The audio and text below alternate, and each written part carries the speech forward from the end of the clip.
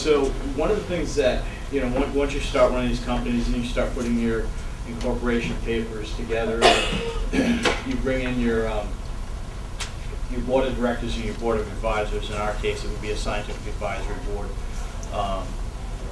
These folks are going to share some of the responsibility with you. So don't take it lightly when you start asking people to be on your board of directors. Make sure you're asking people who, A, understand the responsibility they're taking on. Okay? B, understand that as the company gets older, that they might be replaced with people who have a different skill set that might be more valuable to the company as the company grows. And especially as you're moving towards either a reverse merger. A lot of small biotechs and small medical device companies will do reverse mergers. And as you go public, you've got to make sure that your boards understand their fiduciary responsibilities now that you're a public entity. So those are things that generally you're going to have to take in stride as you go older, but certainly at the outset, make sure that your directors that you bring on board are seasoned, have been directors elsewhere, understand their roles and responsibilities, so that it really is one of those things that they're a board of advisors for you, that you really get to understand what you need to understand when you go into those board meetings about, okay, what do we have to have in place to keep the company up and running? And you can have frank discussions with them. The bottom piece, early stage companies, directors and advisors are generally compensated. In most instances, most of the folks that I've worked with are willing to take equity. Sometimes if you have people of your scientific advisory board that need to travel from different areas, they're willing to take a small per diem plus any travel expenses. But for the most part, young entrepreneurs, even older entrepreneurs, should look to their advisors and say, I really want you to take the risk with me. If you think this is such a compelling product proposition or company, I really want you to take that risk with me. And so if they start, really squawking about, hey, I need a lot of cash to do this, take this risk, really recalibrate yourself. Sit back and say, do I want this person to work with me because they're just in it for the cash, or do they really share my passion for where we want to take this company?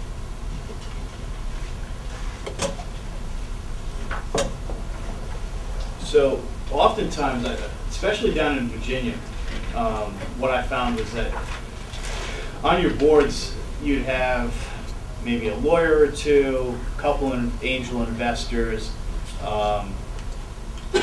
not many physicians. Maybe some of your angel investors were physicians, but make sure that at least, going back to what I was saying earlier, quality by design.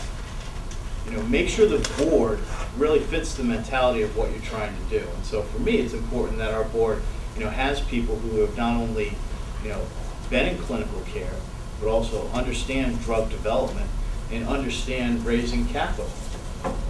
And the other big thing in our industry is understands the agency. So our board of directors is really, mirrors what our company has to go through, so that there's a nice set of skill sets around the table, and they can discuss a lot of different points. Use your board formally for meetings and informally between meetings. We try to have board meetings every quarter, but we certainly have a lot more conference calls. We certainly have a lot more emails. So, sharing of PowerPoint decks, stuff like that, to get our message right. And so your formal board meetings, you should really build up your agenda and prepare for it. It shouldn't be one of those things. I know when we started out with BioCash, very young entrepreneur, very seasoned investors, they wanted to have board meetings every month.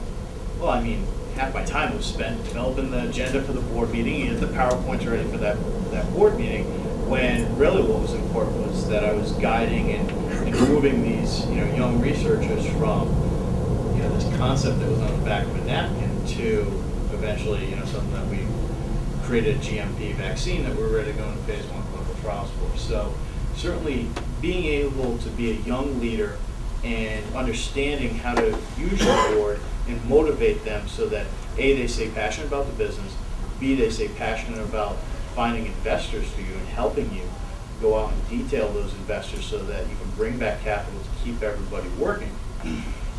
But use them infrequently. Just don't show up at the board meeting and say, all right, this is what we're doing. You know, use those informal conversations throughout the course of between board meetings to really keep them passionate and motivated.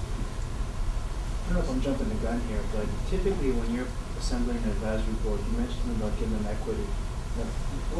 What order of magnitude are you talking about here when you say giving them equity? Is it a percentage points and what is it?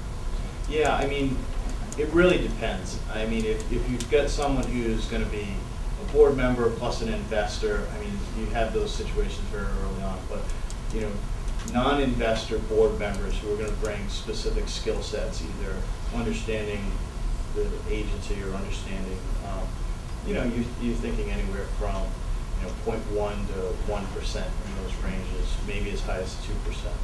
But, you know, it should be, you know, that's pretty reasonable and pretty typical. So for the young companies, you know, certainly going out and finding your mentors is important. And, you know, successful entrepreneurs are really the people that I like to find and seek out and understand how they succeeded, especially in my place where, you know, like 1 in 100 companies really achieve the goals and missions they set out for in their seminal business plan.